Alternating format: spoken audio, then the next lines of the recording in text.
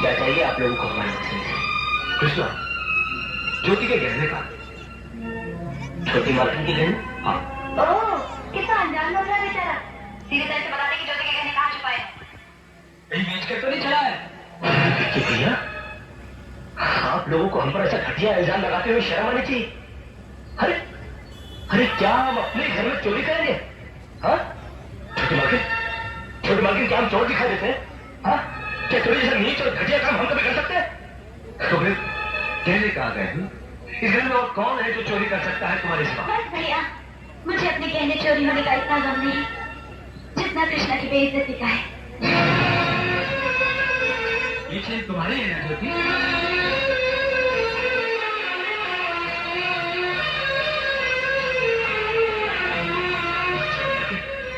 ये हमको नहीं पता कि हमारे बक्से में कैसे पहुंची। हम सच कहते हैं। तो तू कहना क्या चाहता है? हमने से किसी ने चेन तेरे बक्से में रख दी? ये इस तरह नहीं मानेगा। फोन करके पुलिस को बुलाना, वो खुद ही कबूल करवा लेगी। तुम ठीक कह रही। अरे नहीं नहीं, इस घर में पुलिस नहीं आएगी। छोटी मालकिन ने समझाइए, इस घर में पुलिस आएगी तो इस घर की पूरी बेइज्जती हो जाएगी। ठहरो, कोई जरूरत नहीं पुलिस को मेरे दरवाजे पर बुलाने की। मगर बड़े भैया ये रवि, मैं अभी तक मारा नहीं हूं। घर की छोटी मोटी उलझने मैं खुद सुलझा सकता हूं। साक्षी में काटिए, अभी काटिए। हर छोटी मालकिन के गहने चोरी हो गए और ये लोग हम पर शक कर रहे हैं। ये लोग सोच रहे हैं कि वो गहने हमने बेचा है।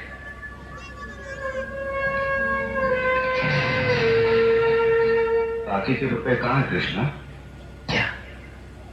क्या पूछा आपने साहब जी? मैं पूछ रहा हूं कि बाकी के रुपए कहां है? ये आप पूछ रहे हैं साहब जी अपने कृष्णा से? देखो कृष्णा, गलती हर इंसान से होती है। तुम मुझे सही सही बता दो कि गहने तुमने कहां बेचे, मैं तुम्हें कुछ नहीं कहूंगा। अब कहने के लिए बाकी क्या है साहब जी? कि एक छोटा सा सवाल पूछ के आपने बहुत कुछ कह दिया साहब जी। कृष्णा, बात को आगे मत करो, बात आगे बढ़ चुकी है साहब जी, बात आगे बढ़ चुकी है। अब तो आप पुलिस को ही बुलाइए। वो जो हमें कुत्ते की तरह मार मार के हमसे पूछेगी ना, अब तो हम तभी बताएंगे कि हम मैंने कहा बेच कर आए साहब जी। मत कहो मुझे साहब जी। इसी साहब जी की इज्जत आज तुमने मिट्टी में मिला थी। क्या कुछ नहीं किया तुम्हें तुम्हारी, उसका मुझे तुमने ये बदला दिया। ज्योति, जिस दिन मेरी फैक्ट्री जलकर राख हो गई थी और मैं बर्बाद हो गया था, मुझे उतना दुख नहीं हुआ था कृष्णा जितना आज हुआ जब तुमने इस घर में चोरी की है। साहब जी, बचपन में जब हमारे माँ बाप मर गए थे और हम अनाथ हो गए थे ना, तब भी हमें इतना दुख नहीं हुआ था जितना दुख हमें आज हुआ है जब आपने हमें चोर कहा। साहब जी, आपने हमें चोर कैसे कहा साहब जी?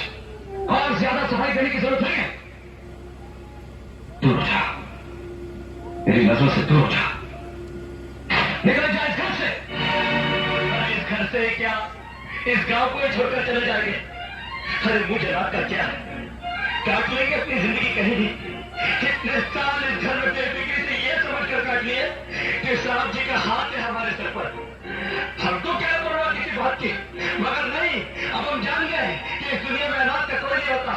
हम जा रहे हैं साहब जी, और इस घर में कभी नहीं आएंगे अभी। निकल जा। दोबारा इस घर की दहलीज में कदम भी रखा तो मेरा मरा हुआ मुंह देखेगा तू।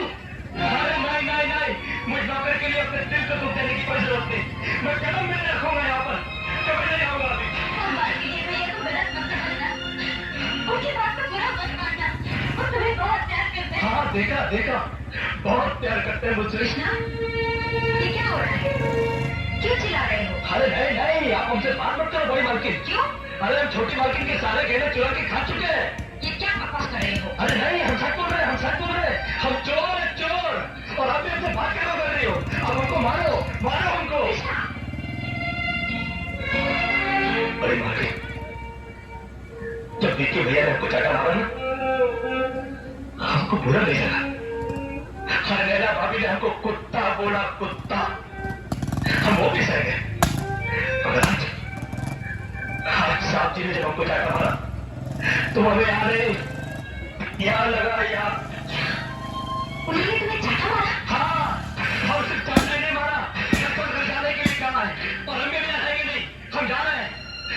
और आपने सुन लो बड़ी मालकिन, अगर भूले भटके हमने आपके दिल को